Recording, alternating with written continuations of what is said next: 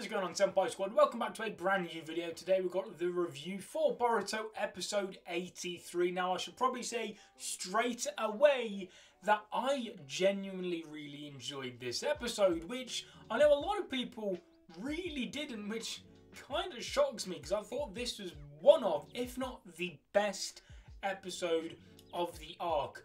This arc has now had 2 consecutive great episodes, which in my opinion at least, it's not had for quite some time. The last time I remember the arc being this good, or at least consistently this good, was right at the very beginning of the arc when Mitsuki first disappeared. I've not felt this same kind of interest and tension in the arc since then, and it's been like 10 or more episodes. Now, what I felt this episode did was actually kind of start to lay the groundwork of the main theme of Boruto, because as you guys will know, Ikemoto had an interview quite a few weeks ago now, and in that interview he actually brought up the main kind of lesson or main story focus of Boruto. Now obviously in Naruto it was about loneliness and how to overcome said loneliness, but according to Ikemoto, Boruto focuses more on the modern day use of technology and whether or not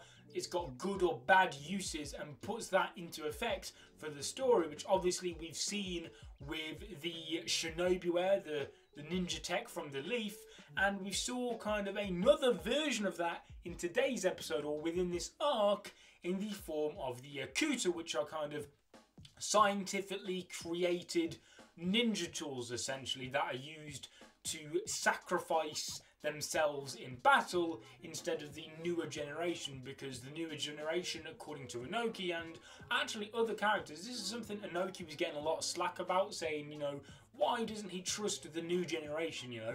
When he said that, people went nuts. When Kakashi said that, and much worse, Kakashi generally said to Boruto, you don't deserve or you should not be allowed to be a ninja. When Kakashi says that, he's right. He's right, you know, he's right. Ohnoki says it, hypocrite. Absolute hypocrite, trusted.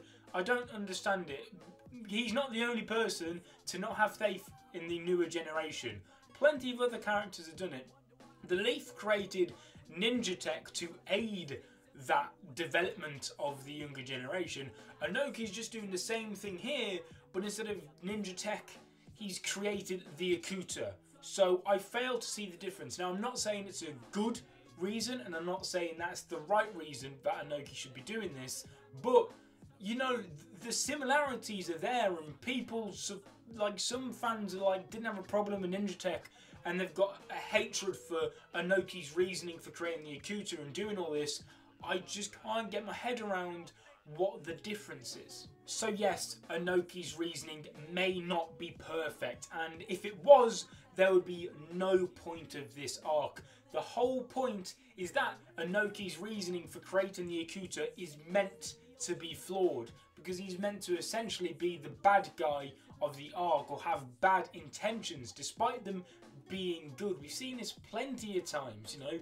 Characters have good intentions, they go about them the wrong way. That's exactly what Ohnoki's doing right now, and if he wasn't doing it, the point of this arc, there would be none. However, I do truly believe that Ohnoki has positive intentions behind this. I mean, you could see he was very honest, very sincere when telling Ku not to hurt Boruto and his friends. He didn't want them to get hurt whatsoever. Lord Ku, on the other hand, I'm not fully convinced that Lord Ku is essentially a good guy and doing this for the right reasons. He seemed to be very aggressive when handling Boruto. He had no hesitation in calling the Akuta to attack him. He had no hesitation in actually going head to head versus Boruto and capturing him.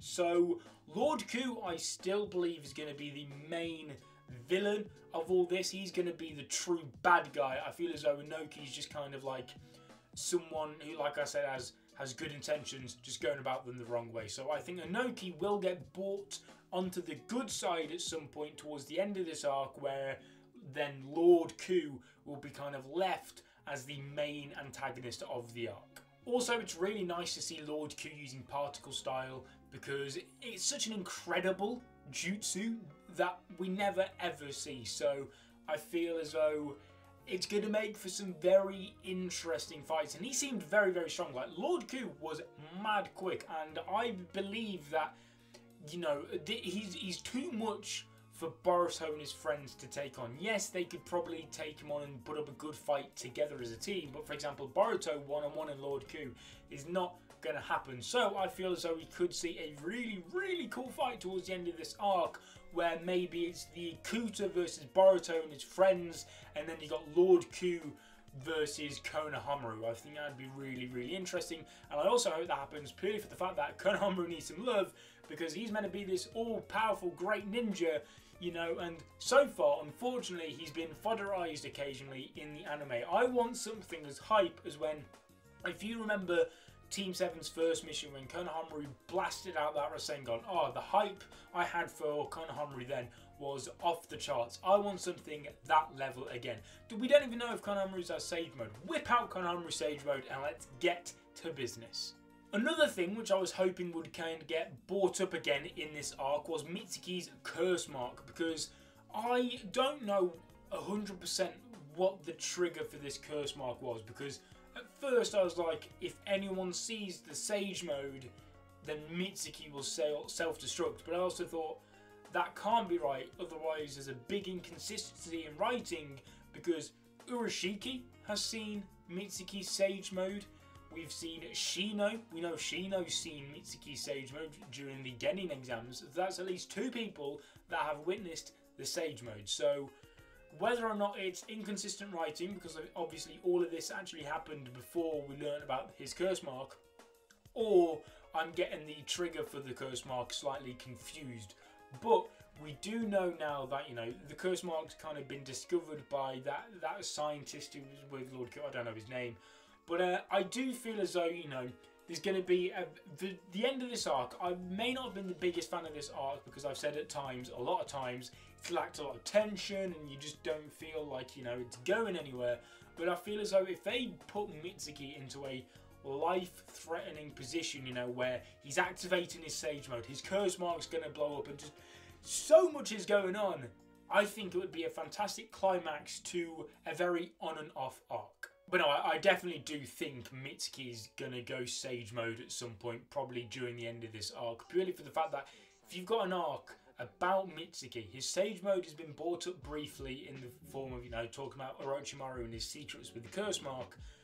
If it doesn't show up, I'll be very, very surprised, especially as how Ohnoki, Lord Ku and all that are trying to kind of get the best out of Mitsuki, and he's the vital final part of their plan.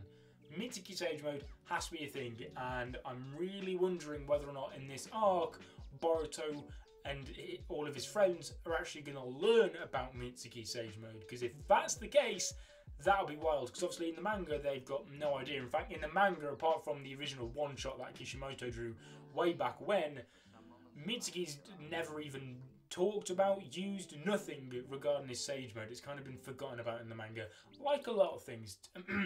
Jogan. But I do hope we see Mitsuki Sage Mode, because it's honestly one of the most badass looking designs in all of Naruto, so my fingers are crossed that we'll see him whip it out at some point towards the end of this arc in a big final fight. Also, I really hope Sekiei doesn't die, but the amount of emotional build up they're putting toward his character, it makes me think, you know, why are they focusing so much on this Akuta, and especially when in an arc talking about Will, and they were bringing up have you ever cried and all this, something tells me it's just huge death flags for Sekiei, that he, and especially considering he's sick, my bet is on Sekiei. He's going to die toward this arc. I reckon Mitsuki will cry, and it will all add towards Mitsuki's character development. If that does fact happen, and Mitsuki learns about his will, learns about crying and emotion and all of that, then this arc, I think, overall would have been extremely positive for not only the series in general, but most definitely Mitsuki as a character who really desperately needed some attention. But guys, that's it for this review. If you guys enjoyed the episode, make sure to leave a like on the video. Subscribe if you're not already to become a member of the Senpai Squad. Leave your thoughts and opinions on this episode in the comment section down below. And I will see you guys in another video. But until then, peace.